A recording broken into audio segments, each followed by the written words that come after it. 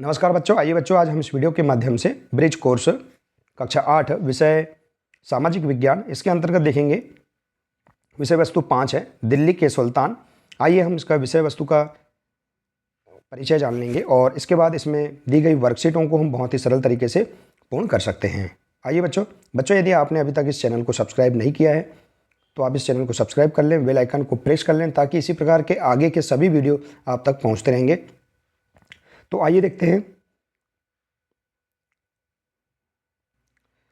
देखिए यहाँ दिया है विषय वस्तु का संक्षिप्त परिचय, इसे हम पढ़ लेते हैं। देखिए बच्चों, दिल्ली के सुल्तानों के बारे में हमने अभिलेखों, सिक्कों और भवन निर्माण कला, लेखक, कवि, प्रशासन आदि से जानकारी मिलती है।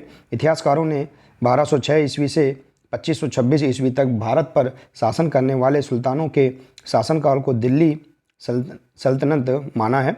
इस काल के प्रमुख वंश थे गुलाम वंश, खलजी वंश, तुगलक वंश, सैयद वंश और लोधी वंश। दिल्ली सल्तनत के प्रमुख सुल्तान देखिए यहाँ दिया है कुतुबुद्दीन ऐबक, शमसुद्दीन, इल्तुतमिश, रजिया सुल्तान, गयासुद्दीन बलवन, जलालुद्दीन खलजी, अलाउद्दीन खलजी, गयासुद्दीन तुगलक, मोहम्मद तुगलक, फिरोज शाह तुगलक, बहलोल लोधी। इस प्रकार से ये दिल्ली सल्तनत के प्रमुख सुल्तान हैं। आइए इसी प्रकार से देखते हैं। 13वीं शताब्दी के आरंभिक वर्षों में दिल्ली के सुल्तानों का शासन गैरिसनों अर्थात रक्षक सैनिकों की टुकड़ियों के निवास के लिए बने मजबूत किलेबंद शहरों तक सीमित था, लेकिन उनसे दूर भीतरी प्रदेशों पर उनका नियंत्रण न के बराबर था। इसलिए उन्हें आवश्यक सामग्री, रसद आदि के लिए व्यापार कर या लूटमार पर ही निर्भर रहना पड़ता था। दिल्ली से बंगाल और सिंध के शहरों पर नियंत्रण बहुत कठिन था। अपने शासन को बचाए रखना एक बड़ी चुनौती थी। चुनौतियों का सामना करते हुए इसका नियंत्रण गयासुद्दीन बलबन के शासनकाल में हुआ और विस्तार अलाउद्दीन खलजी और मोहम्मद तुगलक के राज्यकाल में हुआ। इसी प्रकार से देखिए यहाँ पर दिया है दिल्ली के सुल्तान इल्तुतमिश ने गुलामों को विशेष प्रशिक्षण देकर सूबेदार बनाया। देखिए बच्चों, आप इस प्रकार से यहाँ पर जो विषय वस्तु दी गई है इसे आप ध्यानपूर्वक पढ़ लेंगे। और आइए इसके अंतर्गत हम देखेंगे यहाँ पर जो अभ्यास वर्कशीट हैं इनके हम प्रश्नों के उत्तर किस प्रकार से दे सकते हैं। देखिए बच्चों, आप विषय वस्तु को ध्यानपूर्वक पढ़ लेंगे और इसे समझ लेंगे। इसके आधार पर ही हम प्रश्नों के आंसर सरलता से दे सकते हैं। जैसे कि देखिए यहाँ प्रश्न दिया है दिल्ली के सुल्तानों की जानकारी किन किन साधनों से प्राप्त होती है। तो देखिए इसका आंसर आप विषय वस्तु से आप ढूंढकर लिख सकते हैं। दिल्ली के सुल्तान के बारे में हमें अभिलेखों, सिक्कों और भवन निर्माण कला, लेखक, कवि, प्रशासन आदि की जानकारी मिलती है। इसी प्रकार से देखिए अगला प्रश्न है दिल्ली सल्तनत के प्रमुख वंश और उनके सुल्तानों की जानकारी तालिका में दर्शाइए। देखिए वंश और प्रमुख सुल्तान, देखिए वंश हैं गुलाब वंश, तुगलक वंश, खिलजी वंश, लोधी वंश। तो देखिए गुलाब वंश के प्रमुख सुल्तान हैं कुतुबुद्दीन ऐबक, तुगलक वंश के हैं गयासुद्दीन तुगलक, खिलजी वंश के हैं जलालुद्दीन खिलजी और लोधी वंश के हैं बहलोल लोधी। तो इस प्रकार से आप यहाँ पर वंश और उनके प्रमुख सुल्तान के बारे में लिख सकते हैं। ठीक है बच्चों, इसी प्रकार से देखिए सल्तनत काल में सामाजिक स्थिति की प्रमुख बातें लिखिए।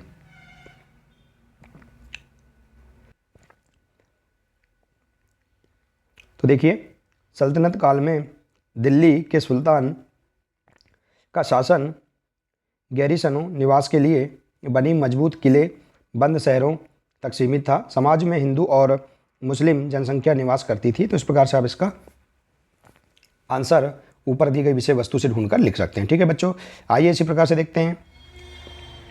अगला प्रश्न है अलाउद्दीन खलजी की किन्हीं दो योजनाओं के बारे में जानकारी पाठ्यपुस्तक से खोजकर लिखिए। देखिए अलाउद्दीन खलजी की किन्हीं दो योजना कौन कौन सी थी? चित्तौड़ हमला और दक्षिण भारत पर आक्रमण। ठीक है, तो इस प्रकार से आप पाठ्यपुस्तक से खोजकर लिख सकते हैं। ठीक है बच्चों, इसी प्रकार से है सल्तनत काल में स्थापत्य कला की विशेषताएं लिखिए तथा किसी एक इमारत का चित्र बनाइए। तो देखिए सल्तनत कालीन इसकी विशेषताएं हैं सल्तनत कालीन निर्माण कार्य जैसे किला, मकबरा, मस्जिद, महल व मीनार में सक्रिय व ऊंची मीनारों का प्रयोग किया गया है। सल्तनत काल में सुल्तानों, अमीरों व सूफी संतों के स्मरण में मकबरा निर्माण की परंपरा शुरू हुई और सल्तनत कालीन इमारतों की मजबूती हेतु पत्थर, कंक्रीट एवं अच्छे किस्म के चूने का प्रयोग किया जाता था। तो इस प्रकार से आप सल्तनत काल की स्थापत्य कला की विशेषताओं को आप लिख सकते हैं। ठीक है बच्चों, और इसकी इमारत का चित्र भी आप यहाँ बना सकते हैं या अपनी नोटबुक में इस प्रश्न को तैयार कर सकते हैं। ठीक है बच्चों, इसी प्रकार से देखिए अगला प्रश्न दिया है, रिक्त स्थानों में सही शब्द चुनकर लिखिए। जैसे दिया है कुतुब मीनार, सूबों, सुल्तान, बंदगाह, बंदगाम और सिक्कों। देखिए गुलामों को फारसी में खालिस्तान कहा जाता था। तो देखिए गुलामों को फारसी में बंदगाह कहा जाता था। खालिस्तान को ईश्वर का प्रतिनिधि माना जाता था, तो सुल्तान को ईश्वर का प्रतिनिधि माना जाता था। इसके बाद है कुतुबुद्दीन ऐबक द्वारा खालिस्तान का निर्माण कराया गया था, तो कुतुब मीनार का।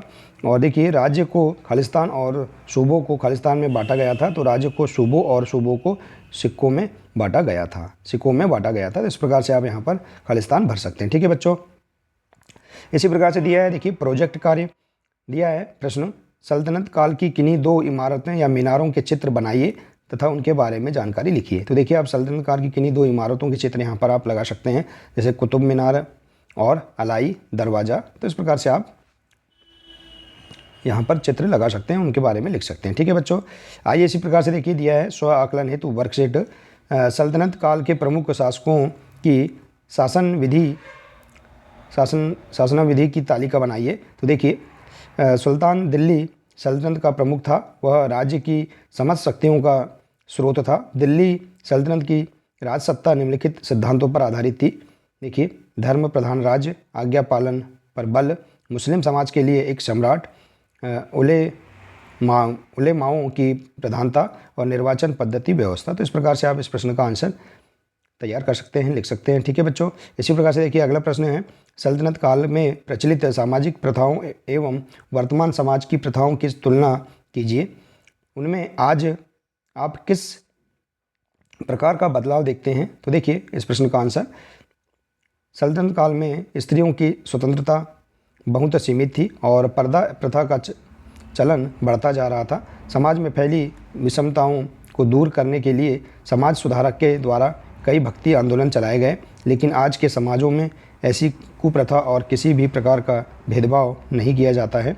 स्त्री और पुरुष को समान नज़रों से देखा जाता है। तो देखिए आप इस प्रकार से इस प्रश्न का आंसर लिख सकते हैं। ठीक है बच्चों, तो देखिए बच्चों आप यहाँ बहुत ही सरल तरीके से देखिए इसमें दी गई सभी वर्कशीटों को आप पूर्ण कर सकते हैं। ठीक है बच्चों, देखिए बच्चों आशा है कि आपको ये सभी वर्कशीट समझ में आ गई होंगी और इसके अंतर्गत दिए गए प्रश्न समझ में आ गए होंगे बच्चों।